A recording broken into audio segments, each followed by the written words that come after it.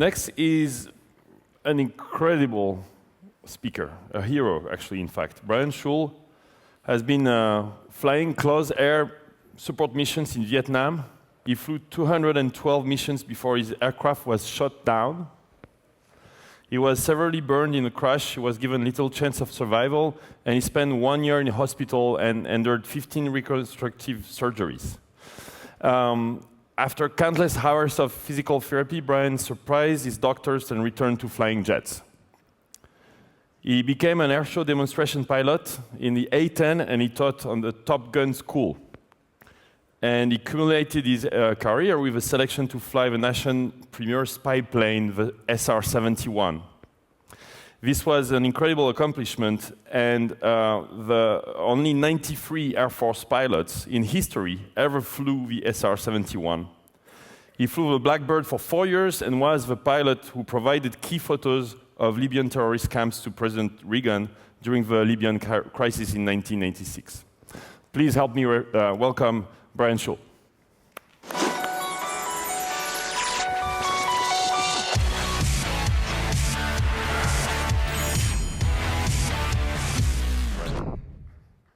Thank you very much. Very happy to be here. I was told that if I asked everyone to turn their computers off and put their cell phones away, I'd be shot, so I won't say that. I'm a little disturbed, too, because out by the food table earlier today, I heard some people talking, saying, how could a fighter pilot possibly be a guest speaker? They can't put two sentences together coherently. I'll just like you to know that I've been speaking now for over 25 years. I've been working very hard on my vocabulary. And I will be using some words in today's presentation that are very, very big.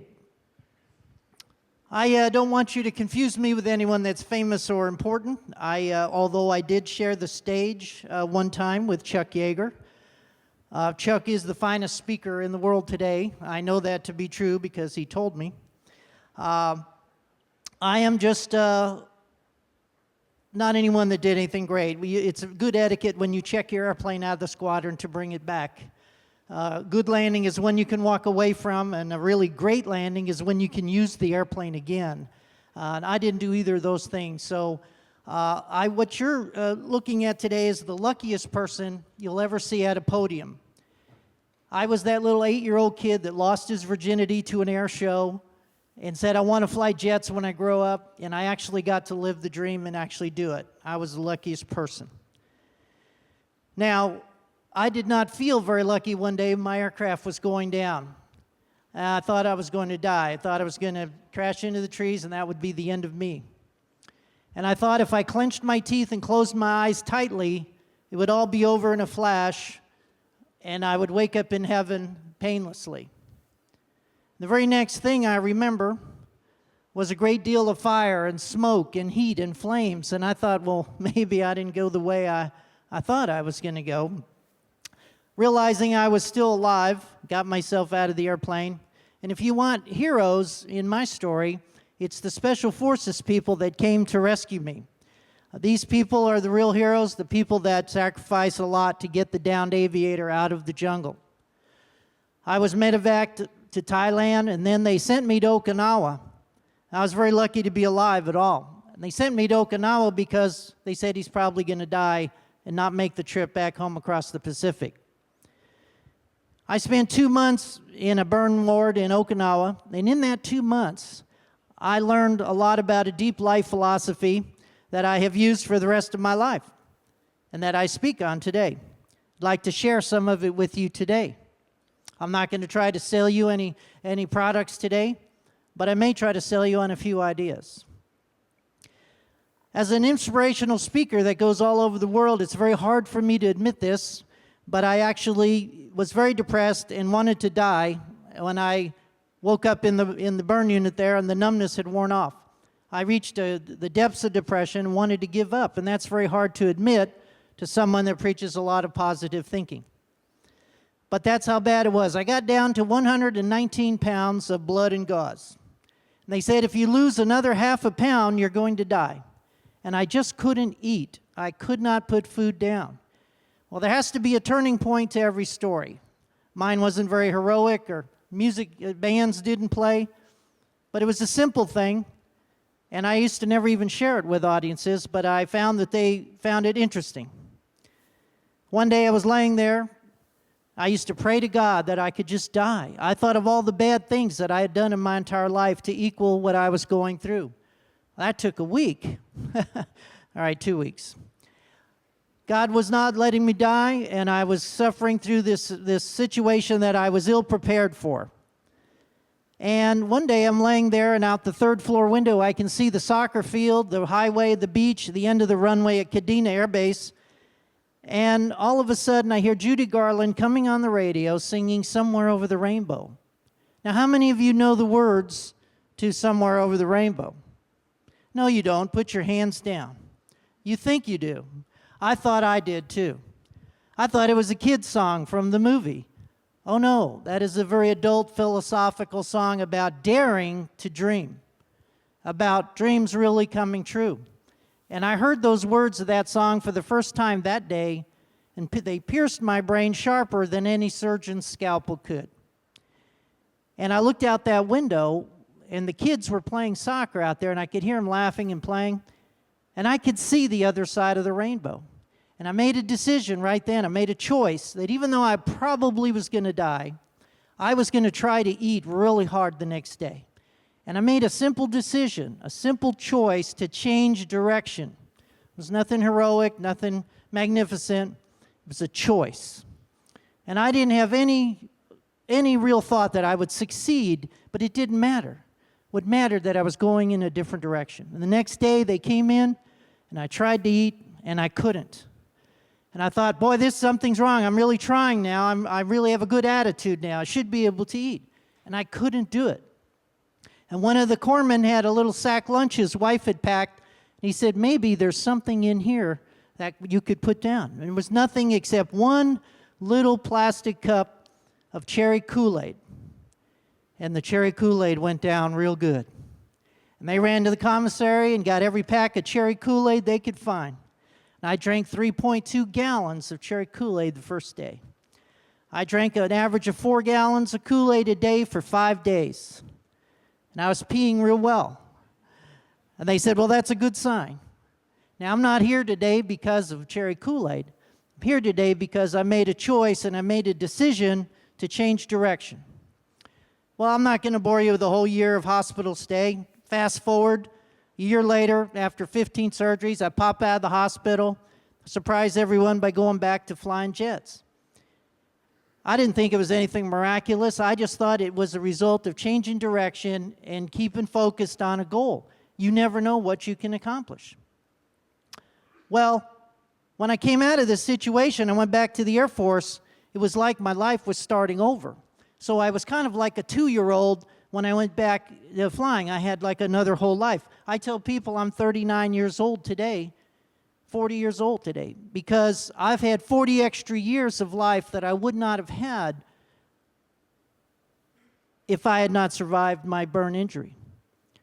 So I went back to the Air Force as a 2-year-old, but I was armed with an entire new philosophy of life.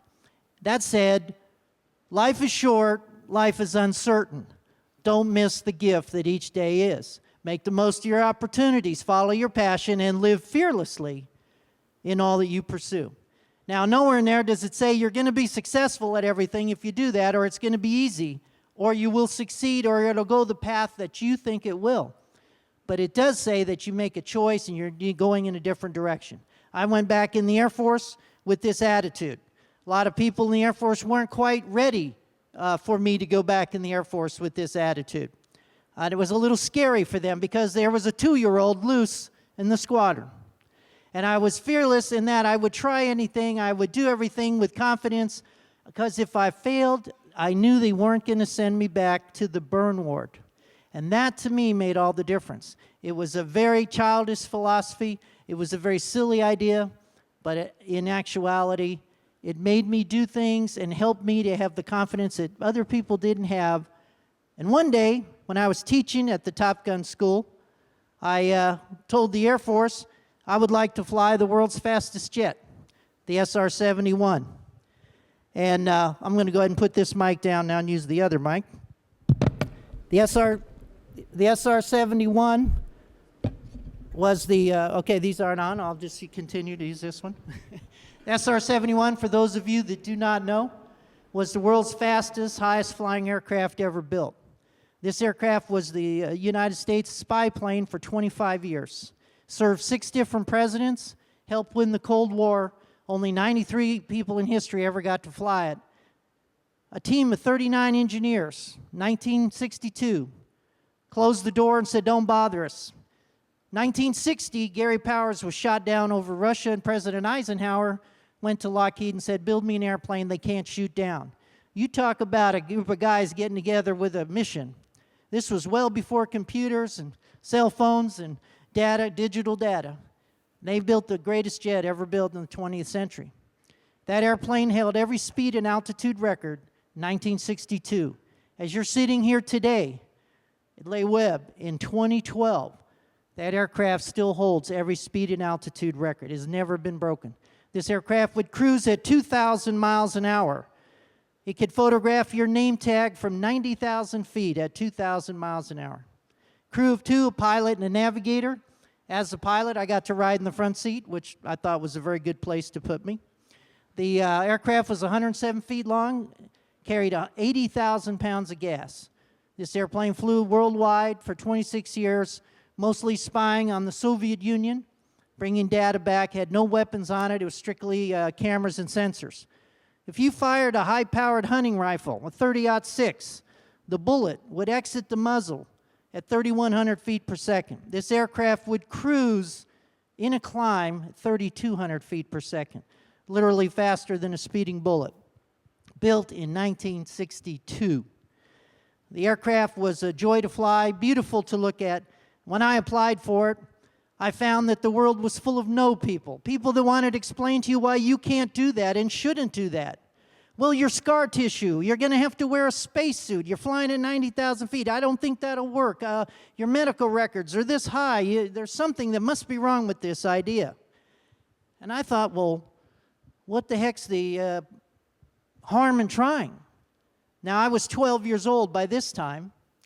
And I said, what's the worst that'll happen? I'll flunk the physical. I won't get the job. I'm not going back to the burn ward. So it's all okay. And this philosophy is one that people are afraid to adopt because they're afraid of failure. They're afraid of looking bad. They're afraid that people laugh. They're just afraid you're going to have to fall down before you really succeed at what you want to do. My passion in life was photography, along with flying. And this was the most top secret, least photographed jet in history. As an example of my philosophy of pursuing your dreams, following your passion, I used to get permission all the time to take pictures of the airplane. It took a lot of paperwork for every photograph that you see today. 7 years around the airplane, I have a total of 220 pictures. That's not very many. But it was my passion, my dream. Did I know I was going to be a speaker someday or write books or have a slideshow? Of course not. We didn't even have a computer back then, much less PowerPoint. I just knew that we weren't going to be around that aircraft forever, and the opportunity, I was not going to miss the opportunity that was each day. How many of you in this audience right now know how many days you have left? Well, nobody better raise their hand or else you're God, because you don't know. If you want God to laugh, make plans. I was teamed with Major Walter Watson. He's the one on the left. Walter had the distinction of being the only African-American officer in Air Force history to be a part of this program. Walter and I are best friends to this day. He was a brilliant engineer, worked the back seat. When I got in the airplane, I thought, well, heck, there's no guns, bombs, or rockets. I could at least flip a camera switch on, feel like I'm doing something. But no, Walter had all the secret stuff in the back seat, all the cameras and sensors and comm jamming. I told Walter, if we're ever shot down, he's the spy, I'm just the driver. This was my office for 4 years. My job was to keep the pointy end forward, and it was a full-time job. The aircraft was so top secret, we had clearances higher than the President of the United States. There are still some things I can't tell you today, but mostly it's pretty declassified today, and there's not a whole lot that we can't tell you. Getting used to the spacesuit gave people fits. They said, well, how can he fly in a spacesuit environment with all the scar tissue and burn injuries that he's had? And I would look at them and say, well, why don't we just try? The whole attitude of that, you can't do something before you even try it, was so foreign to a 12-year-old that, again, it unnerved certain people. I scored the 6th highest score in the Air Force in their astronaut physical they ever had. And it wasn't because I was Superman. It was because I felt like Superman when I'd been out of the hospital for 12 years and had an opportunity to fly the world's fastest jet. Now, there's only 93 men in history that flew it, but I always felt that I appreciated it more than the other 92 because of where I'd come from. Each picture that you see today represents the world's rarest collection of photographs of this aircraft. Now, getting used to the space helmet, I will admit, did take a little. You're breathing 100% oxygen all the time, and you're in a little self-contained environmental system. You had a heating and cooling knob, and that was it. And they always said, watch what you eat before you go. Those of you that know your physiology know that as you go higher in altitude, the evolved gases in your body expand. Those of you that have gone hiking in the mountains behind the guy that ate the plate of beans knows what happens as you go higher. Well, I was a new guy, and they were playing with me one day and said, hey, have the ham and cheese omelet. That'll be good. In fact, have extra cheese because that's good protein. I said, okay, cheese, protein, that sounds good. I'll have extra. Passing 52,000 feet in the climb that day, I thought I was going to give live birth in the cockpit. Walter's going, are you okay? What's wrong? And finally, at 72,000 feet, when relief came, I very tearfully realized how self-contained that entire environmental system was. And we only flew out of 3 locations around the globe. We had 2 jets in Okinawa, 2 jets at Mildenhall, England, and we had about a dozen jets near Sacramento, California at Beale Air Force Base. Only 15 guys in the squadron at any one time. I was out of the country 6 months out of the year. I have seen Europe like you wouldn't believe. I have seen places on the map that you would only see in geography books. I never thought I'd be flying over. It was an interesting job. It was a very scary job at times, but a very important one during those years. We knew that sometimes the Joint Chiefs of Staff or the President himself would be looking at our work. This is Okinawa, getting ready to go up to North Korea. The jet carried a double sonic boom. Ronald Reagan was our commander-in-chief during these years. One day, the communists were having a big conference, just like you're having here. They had the Soviets, the North Koreans, the Vietnamese, the Chinese, all the bad guys were at this conference. And Ronald Reagan said, let's just take one of our jets off at Kadena, go up to North Korea and do a figure-8 butterfly pattern. Now, of course, the 12-year-old's thinking, cool.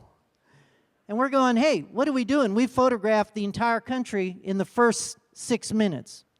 Well, it was Ronald Reagan's way of every 6 minutes, sonic booming their coffee cup off their table, just to let them know that we know you're there, and now you know we're here, and you can't do a thing about it. Over 4,000 missiles were fired at this aircraft in 26 years. Not one piece of one was ever hit, ever. Little footnote to history you may not learn in the history books. Behind the jet here is the Kadena Marina, where the Navy has a little officers club, and people are sailing and windsurfing and learning how to windsurf. And rumor has it, and I don't know how true this is, but rumor has it that some SR-71 pilots on takeoff would suck the wheels up 10 feet off the deck in full blower, go ripping across that marina, knocking windsurfers over. And I just don't know if that's true or not. This is Mildenhall, England. I love this picture. It just jumped out of the mobile car. And you have to understand how these pictures came about. This was a 12-year-old saying, I love photography. I love being out of the hospital. I love flying the greatest, most beautiful and elegant aircraft ever built, and I am not going to miss the opportunity because life is short and life is uncertain. Now, I didn't say that every day, but that's how I felt every day. People would look at me, and the first thing they would say is, don't you have enough pictures? What are you doing that for? And the second thing they'd say is, make sure I get one of those for my office. Today, I'm the only person in the world that has this collection of SR-71 photographs. I didn't know it was going to be something meaningful. I just knew it was meaningful to me to pursue my passion, pursue my dream. And when you're doing stuff that makes you feel positive and you're doing stuff that makes you feel good, did you ever look at all the people you admire that is really successful, and do you notice that they all really love what they're doing? And they have a passion for it, they have a good feel for it. Doesn't mean that they're successful every day. It doesn't mean that everything they try works. It means they're going to keep doing it until it does. And I was thrilled. Now, looking back at these pictures, the old Kodachrome slides, manual film cameras, I didn't know much about photography back then. I was still learning. If you never heard an SR-71 take off, your life's incomplete. I'm sorry. It was a sound that penetrated your entire skeletal frame. Very loud airplane. Climbing out over Northern California. We're in a chase aircraft here trying to keep up. It was a beautiful airplane to fly next to and hard to keep up with. If you're going to go that fast, you're going to burn a lot of gas. And you're going to refuel in the air 2 to 5 times on any given mission. Pretty difficult thing to do at night, in the weather, in a turn, in turbulence. Not too bad on a nice sunny day like this. This is what it looks like from up above perspective. It's a large airplane. You may say, well, how in the world did you get a picture like that? Isn't that illegal to be doing acrobatics around an air refueling operation? And you'd be right. But you weren't flying with the 12-year-old that day when the Air Force photographer came out to our base and said, hey, I need somebody to fly me. We've only photographed this jet twice in 26 years. I need a pilot to take me up in the T-38. And before he got the words out of his mouth, I ran over 6 guys and I said, I'll do it. And we got up there, I said, Sarge, I got my camera too. We're going to do a couple cool shots today. You will never see this picture anywhere else because, yes, it is, well, I guess the word could be illegal. But we did it safely and we got a hell of a picture. It was just, it wasn't that I was out there breaking all the rules. It was that I was not going to leave one moment unlived, unfelt, being in this program. This is what it looked like from the boom operator's position in the tanker. Now, that people would say, what are you doing on your day off going up on the tanker? What are you, nuts? How many pictures do you need? I go, I don't know. I'm not doing it just for the pictures. How long are we going to be around? The greatest aircraft ever built, and we're a part of this. How many people can sit right there and see that? Hardly anyone. And we have the opportunity to do it. How could you not want to do it? Again, that was my passion. It was my energy, and it made me feel alive to be doing it. Coming off the tanker, climbing out past 50,000 feet, the sky turns a very deep, dark blue. You're above all the weather that you feared when you flew mortal planes. Finally, you're leveling off at 14 minutes later at 85,000 feet. It looks a lot like the satellite weather map you saw on the morning news, and you realize that it is. Now, in 7 years around the airplane, I only got maybe 6 or 8 really good shots from the cockpit. Very difficult to do.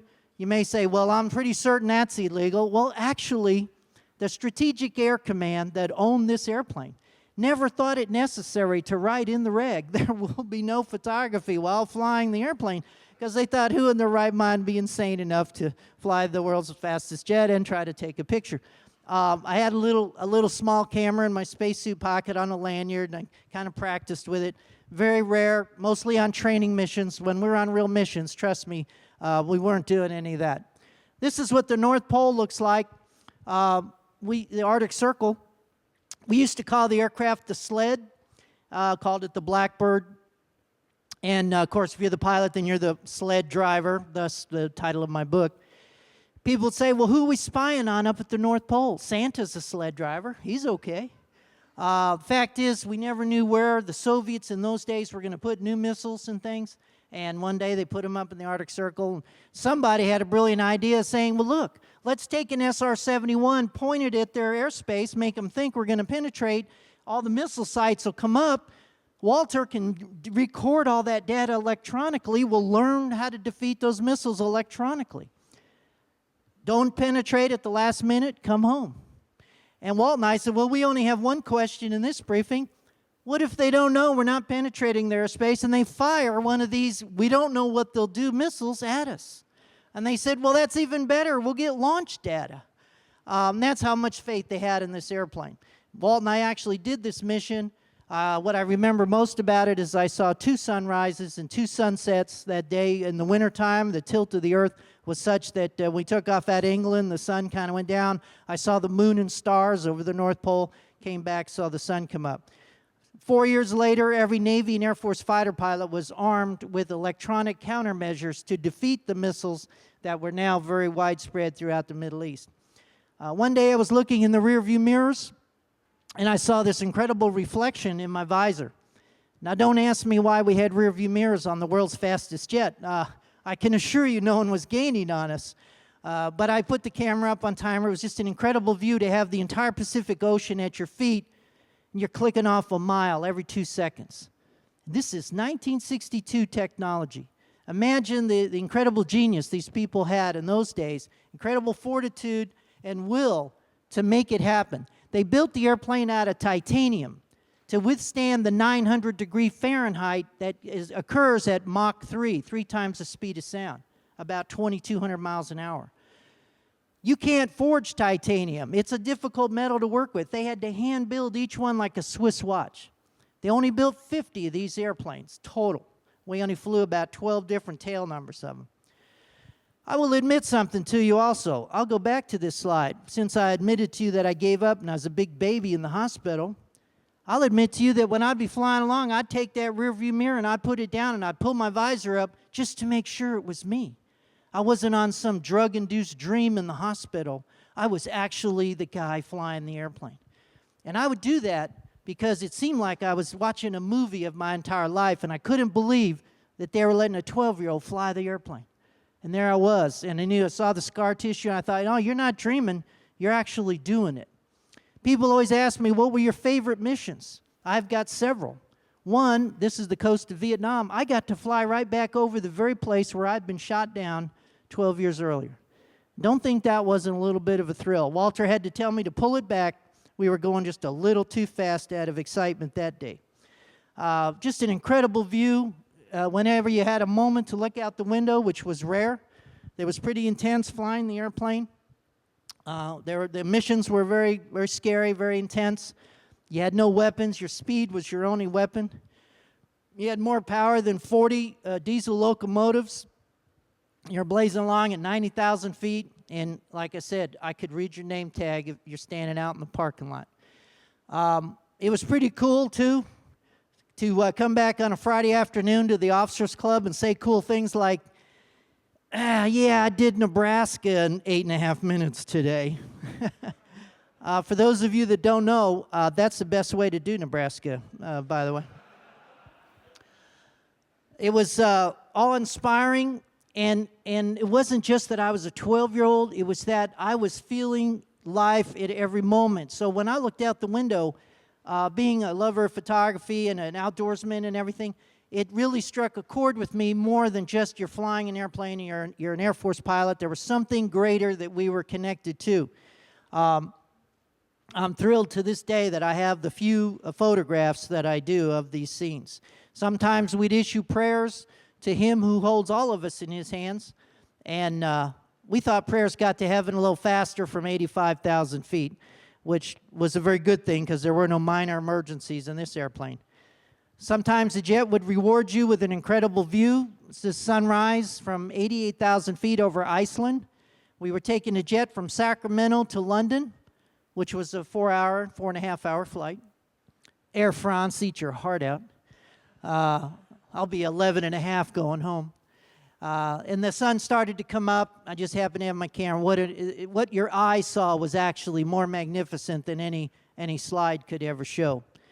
Coming back into land, subsonic, over the mountains of Northern California, we joined up in a little chase aircraft. And again, I always loved photographing it, and people always kept giving me a hard time. What, don't you have enough pictures? Why are you doing that? If you love what you do, do it. Don't spend a life doing things you're doing because other people said you ought to do them. If you're not doing stuff you love in life, you're in the wrong business. Sometimes the last 4 minutes of flight were the most scary of the day because you're up there for 5 or 6 hours and the weather has turned completely different, and now you have enough gas for one approach. You're at 190 knots across the fence, no room for error. Many a day I would land at Mildenhall, England, and an icy, foggy, dark runway with a crosswind with enough gas for one approach. And after 6 hours in flight, you were exhausted, dehydrated, hungry, tired, and you got real good in those last 5 minutes. If you want more than your 15 minutes of fame, be an SR-71 pilot. Fly your jet into a major air show. Do a few burner passes. Land your jet at the show. Stand in front of your jet. You are a sky god. And I will tell you, I was never prouder in my entire life to stand at an air show than in front of this airplane. People would come and stare at it as if they were meeting the Pope. People love something that's undefeated and stands above the rest. This was the one airplane the other side couldn't shoot down. They couldn't duplicate it, they couldn't copy it, they couldn't catch it. I took it to the Paris Air Show one year, and all the Soviet guys are standing there staring at the plane, and we were just staring right back at them, like eat your heart out. The aircraft was just mesmerized the public, and they'd come up afraid to speak to you. They were just nervous because you were a sky god to them. The jet represented so much mystique. Finally, they would say something like, when you go into orbit, do you shut the engines down? And we'd say, no, we don't go into orbit. It's an air-breathing jet. That's what's so amazing about it. It's not a rocket. It's a jet. But you'd hear this question numerous times, and finally you'd have to play with them a little bit. And I'd say things like, well, we only shut one engine down when we're on the backside of the moon, but we don't talk about those missions, and we'd appreciate if you didn't tell anyone. They go, no, I won't tell anyone. I understand. I'll keep it a secret. People wanted to be a part of this program so much. It was just so top secret, and it was such a thrill for them to get to see the airplane in person, even though we wouldn't let them touch it. It was just a joy. It was a great airplane. Again, you might say, well, how'd you get that picture? Yeah, I climbed on the roof of the squadron building there at the big air show in England. 100,000 people were out there that day, and 99,000 of them were at that jet, I'm certain. The commander's all upset. Why are you climbing? You could have fallen off, killed yourself. We can't afford that. But make sure I get one of those pictures from my office later. Again, it's a rare shot, and I wasn't going to miss the opportunity. Yeah, I did a few maybe crazy things sometimes, but I was living, and I wasn't going to miss it. If you flew the Blackbird, you also got to fly a little baby jet, the T-38. And I was an instructor in the 38, which afforded me 3 or 4 flights a week with another pilot, and that afforded me the opportunity to get a lot of the pictures you see today. Totally legal and totally okay. This is Lake Tahoe in California, and we had a beautiful area to fly over. We kept current in this jet in formation, instruments, and night flying, because of course it's much cheaper to fly. Why formation? Because air refueling was nothing more than a formation maneuver, albeit you're keeping 17 tons of titanium in a 15-foot square, but it helped to keep your hand in it in the T-38. We also used it as a safety chase observer jet. Here the SR-71 is dumping fuel so it can land immediately after takeoff. It's trying to lighten its gross weight, has an emergency right after takeoff. Little baby jet's going to offer assistance. We just happened to be airborne that day. A very rare shot to get both of them together because somebody was always having their camera with them, even though everybody kept making fun of him. And this is, we don't like to dump fuel at low altitude like this. The rice crop in California did taste a little different that year, but it was okay. One of my favorite pictures, I took a little self-portrait. Near the end of my career, I was actually getting better with the cameras, getting better equipment, and learning how to actually work the manual Nikon camera. Took a little shot of my buddy flying up real close on us there at a wide angle over Mammoth Lakes, and a company in New York City saw this picture, and they made a 500-piece puzzle out of it. And they called me and they said, wow, we really liked it. Do you have any other photographs of jets? And by the way, aren't you at that base where the secret black jet is? Do you have any pictures of that? And all of a sudden, doors started opening up that I had always hoped would be there just by accident, just by chance. I didn't have to go, you know, I wanted to pursue my writing and my photography. But isn't it amazing how when you're doing things that you have such positive energy about, even though you don't know the roadmap yet, good things follow. And I've always believed that, and it was just a prime example. There came a day when I was ready to retire that they retired the jet. They put it in 30 museums. 1990, they retired the aircraft. Luckily, they didn't put me in museums. I got to retire and go forth into the world. But 30 museums have this airplane. They didn't cut it up. There's only one overseas, and that's in England at Duxford. And that's because we really appreciated the Brits' support when we had the jets over there all those years. I said I wasn't famous and all, but Walter and I actually are the only crew in history to fly 3 missions in 3 days during the Libyan crisis in 1986. And we flew out of Mildenhall, England. Margaret Thatcher let us do that and came all the way to Libya 3 days in a row, and that's when Reagan bombed Gaddafi. We were the only crew that ever did that, so I guess we do have a little footnote to history.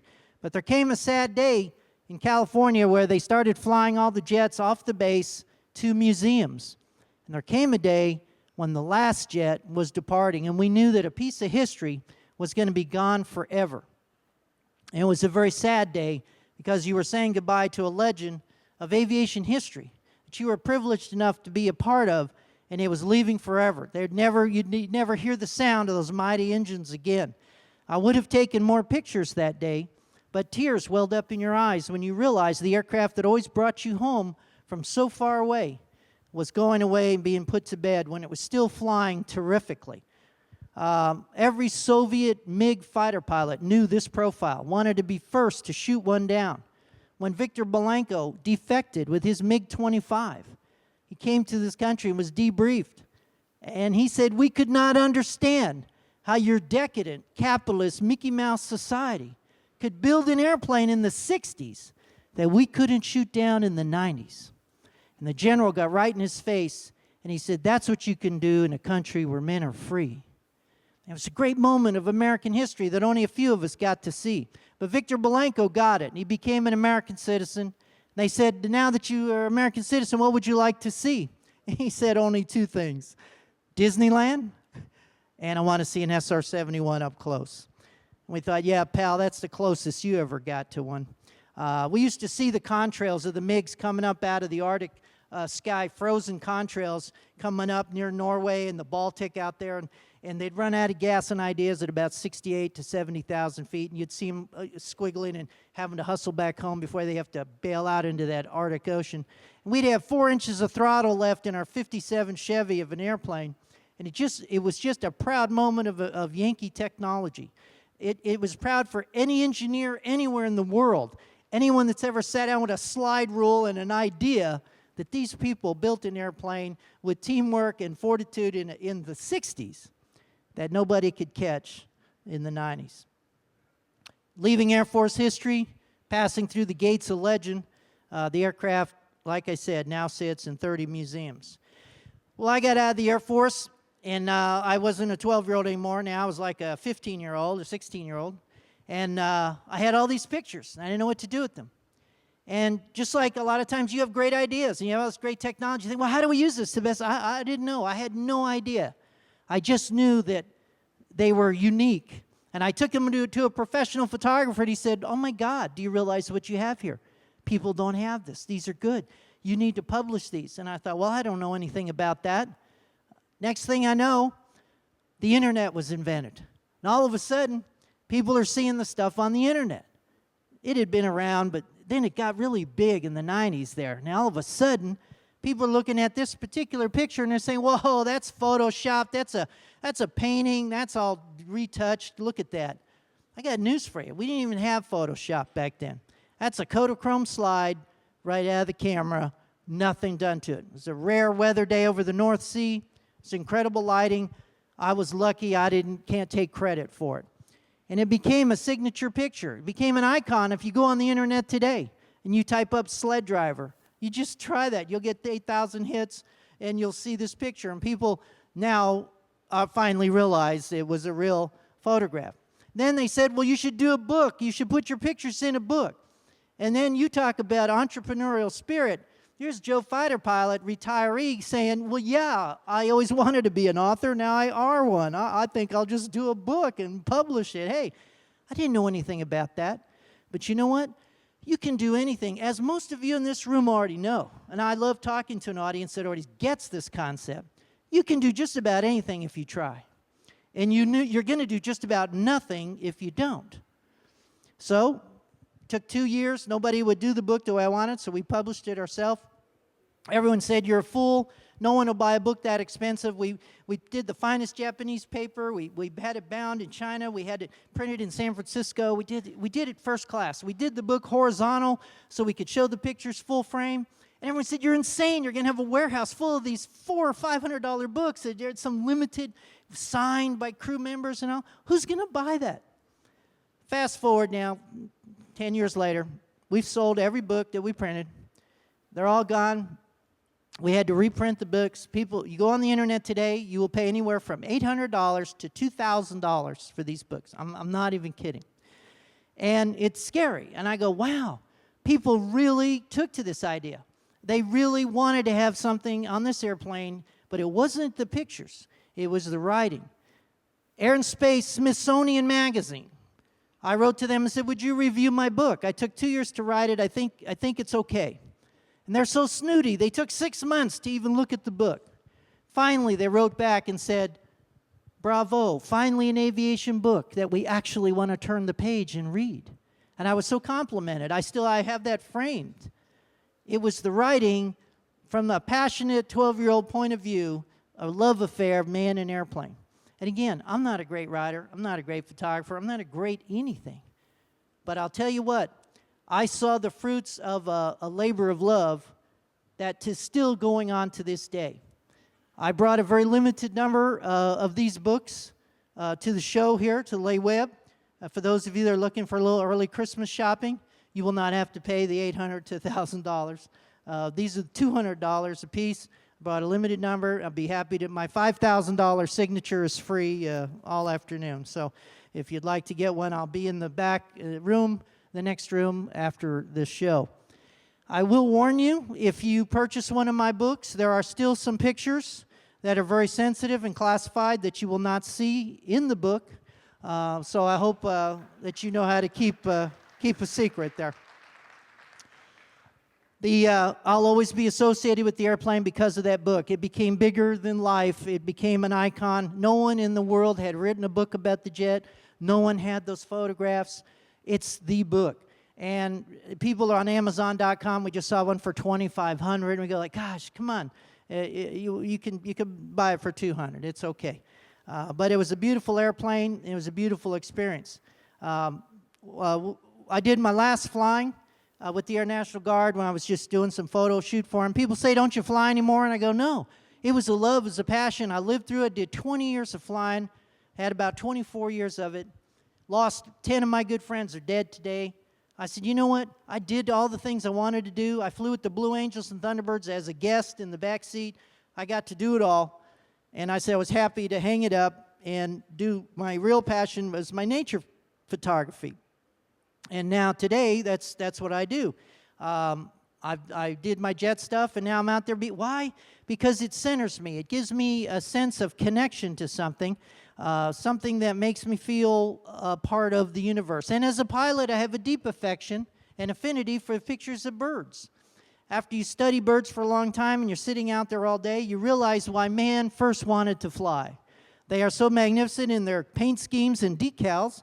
They are also amazing in their flight. Even the tiniest flyer that you can see out there is magnificent in its ability to navigate, migrate, and withstand the elements. There's more aerodynamics going on in this one picture of an egret plucking a stick out of a pond than any aerodynamics engineer ever drafted on the table. I never saw an F-16 do this. It's magnificent to watch the natural flyers of the world try to capture them. 8 hours I sat out there all day to get this picture. Shot from sunup to sundown. And that's just having a passion. I'm thrilled that I can be out there doing it. People go, gosh, well, that's a lot of work. No, it's never work when you love what you're doing and you have a passion for it. If you want to really be humbled, hang out in nature long enough, you'll see things like the Hale-Bopp comet about 12, 15 years ago. I saw it over Lake Tahoe.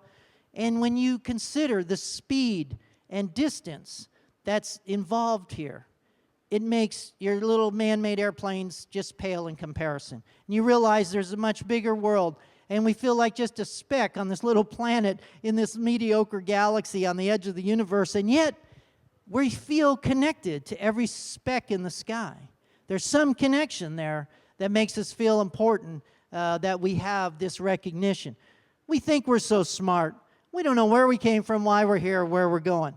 People will tell you they do, but we really don't. That's our big dilemma. Well, I find that I feel more connected, even though I don't get all the answers, when I'm out in nature.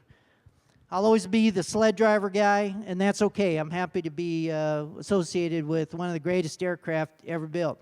If it looks like there's fuel seeping out of the wing here, there is. The aircraft actually grew 3 to 4 inches in flight.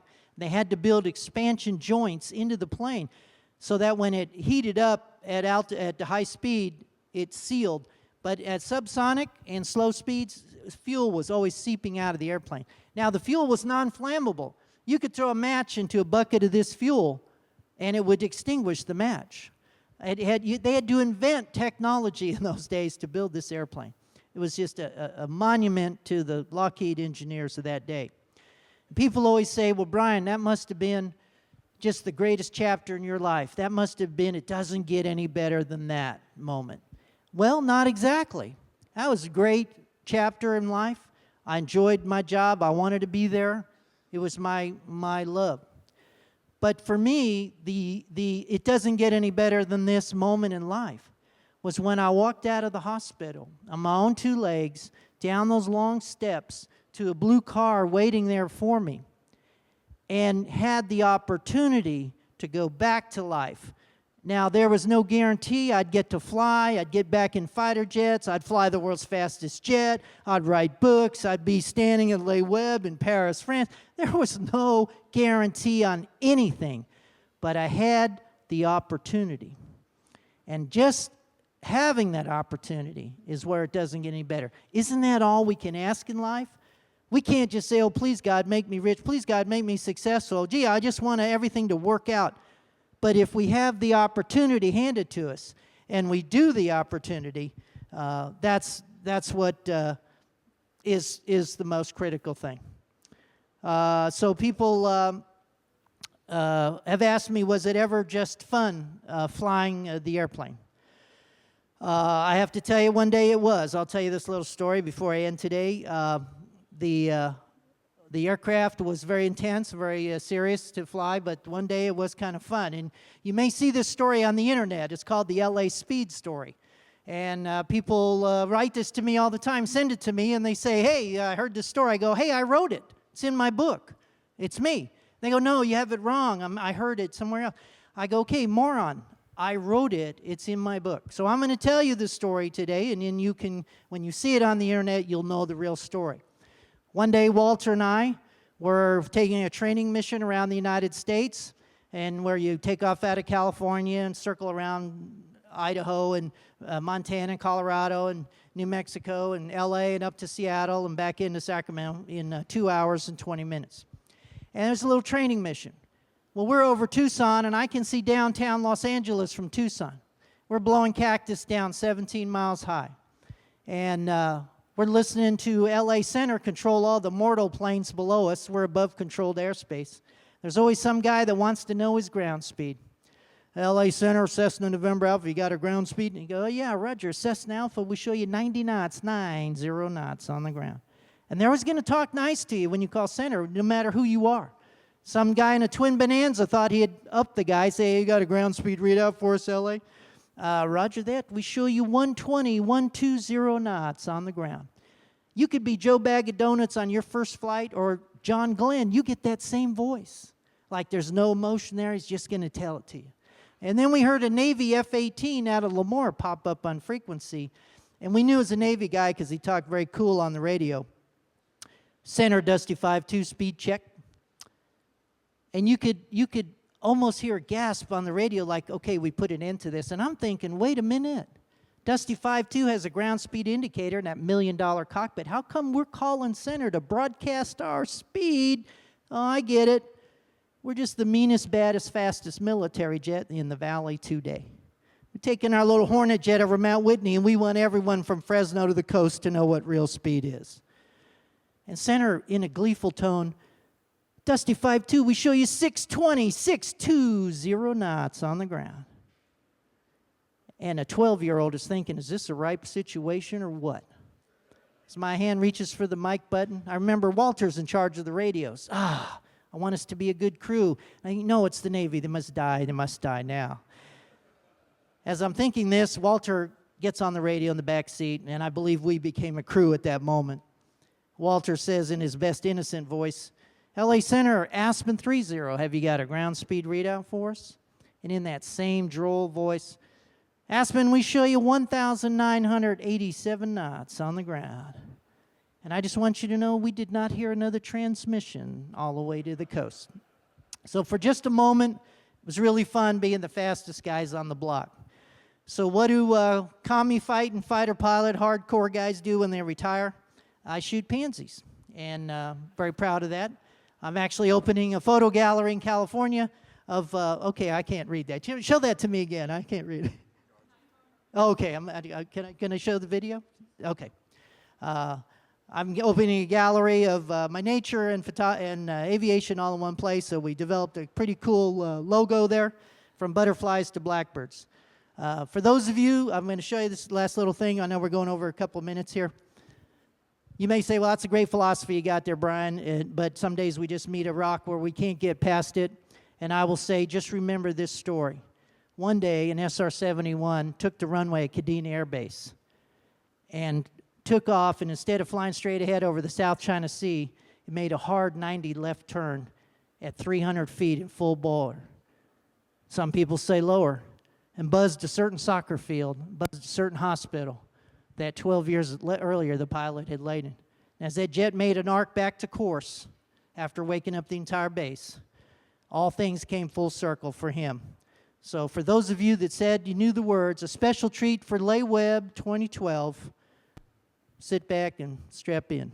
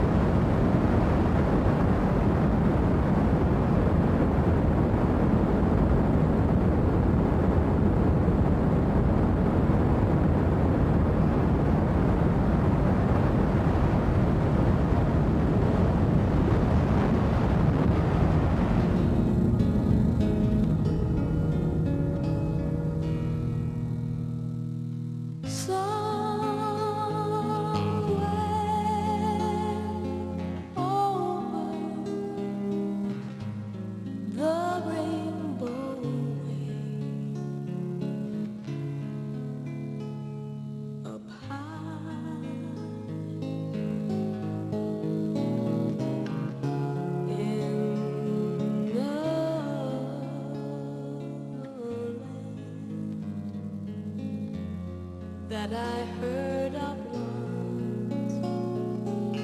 once in a lullaby,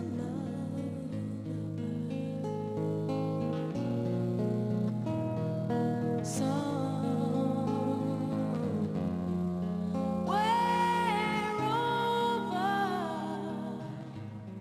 the rainbow skies are blue.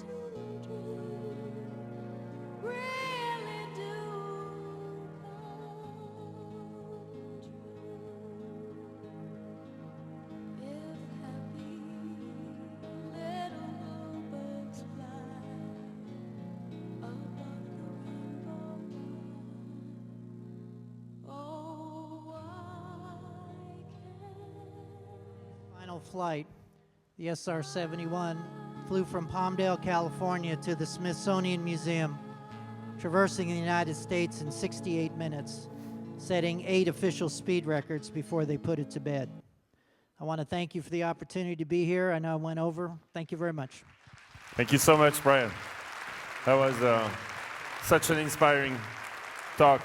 Brian will be, we have one last chat. Brian will be here if you want copies of his book and sign, he will be here.